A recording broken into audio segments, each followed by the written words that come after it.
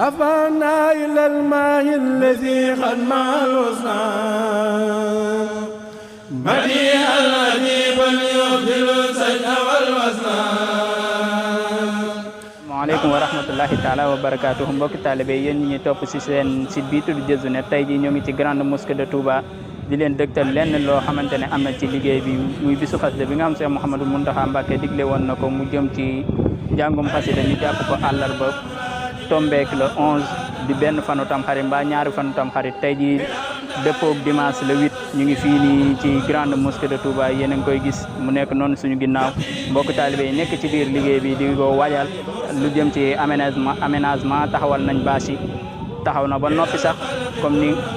ni ko waa Hizbut Tarqiyyah defee taxawal seen bâche ba mu noppi noonu la ko waa kër Serigne Hamsatou Mbacké ibnu Serigne Souhaïbou defee ñoom tamit ñoo ngi ci seen wàccaayu di taxawal seeni xayma am na yenn sax yu ci jot a noppi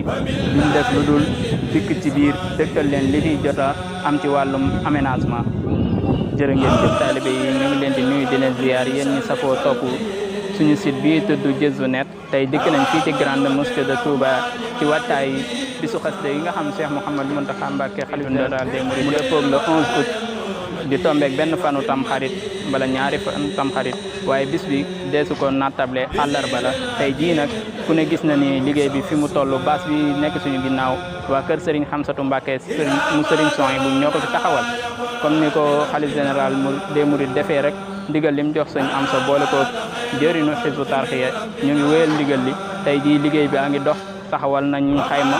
muy bâche bi fee tamit Hizbut Tarqiyyah ñoom seenu bâche noppi na duñ def lu dul ànd ak yéen dëgtal leen lennet lu jot a am ci biir liggéey bi rek ñennet ci mbokk taalibe yi nga xam ñoo teew ci liggéey bi ñu